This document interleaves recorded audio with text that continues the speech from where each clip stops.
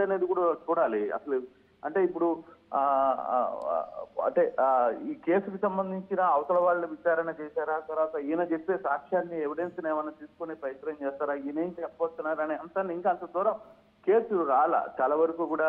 అయితే హాజరు కావాలి, రెగ్యులర్ గా కోర్టు కూర్చున్నప్పుడు కొన్ని హాజరు కావాల్సిన పరిస్థితి ఉంది. హాజరు అంతవరకే ఉంటుంది తప్పితే ఈ ఇతనితో నేరుగా మరి మాట్లాడే పరిస్థితి ఉండకపోవచ్చు అనేది కొంత లీగల్ గా చెప్తున్నారు. బట్ ఏం జరుగుతుంది అనేది కొంత ఆతృత అయితే ఉంది. జగన్ వ్యతిరేకులు కూడా ఆసక్తిగా చూస్తున్నారు, జగన్ అభిమానులు కూడా ఆసక్తిగా చూస్తున్నారు. ఈ రోజు కోర్టులో ఏం జరగబోతుంది అనే అంత ఇంట్రెస్ట్ గానే చూస్తున్నారు. Right, thank you Krishnamohan, thank you for the updates.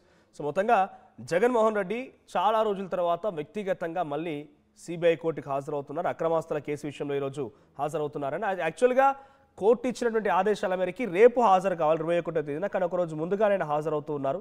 ఈరోజు ఆయన హాజరవ్వడం పెద్ద ఎత్తున అందరినీ కూడా ఒక్కసారిగా అంటే ఆయన అభిమానులు ఆందోళన గురి చేస్తుంది. ఎందుకంటే ఇటు జనసేన కానివ్వండి, టీడీపీ కానివ్వండి, ఇంకా ఆయన వ్యతిరేకులు ఎవరైనా కూడా సోషల్ మీడియా వ్యాప్తంగా చేస్తున్న ప్రచారం ఏంటంటే ఇక అరెస్ట్ గ్యారంటీ అని చెప్పి ప్రచారం చేస్తున్నారు. కానీ లీగల్గా నిజంగా జరుగుతుందా లేదని చూడాలి. ఇంకోవైపు ఆయన విచారిస్తున్న సమయంలో ఆయన ఒక షెడ్యూల్ వేసుకున్నారు. 11:30కి కోర్టు లోపలికి వెళ్తానని, 12:30కి బయటకు వస్తానని, లోటస్ పాయింట్కి వెళ్తానని, అక్కడ నుంచి లంచ్ తర్వాత మళ్ళీ తిరిగి బెంగళూరుకి వెళ్తానని ఒక షెడ్యూల్ ఖరారు చేసుకున్నారు ఆయన.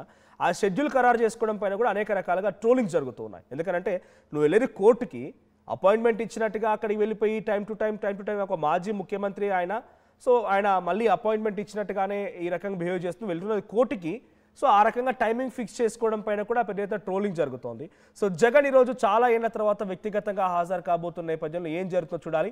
సో మీ అభిప్రాయం ఏంటి? జగన్ ఈరోజు అరెస్ట్ అవుతున్నటువంటి ప్రచారంలో ఎటువంటి వాస్తవం ఉండకపోవచ్చు లీగల్గా అయితే, బట్ ఆయన హాజరవుతున్నారు కాబట్టి మీలో ఉన్న ఉత్కంఠ ఎలా ఉంది? మీ అభిప్రాయం ఏంటి? కామెంట్ చేయండి.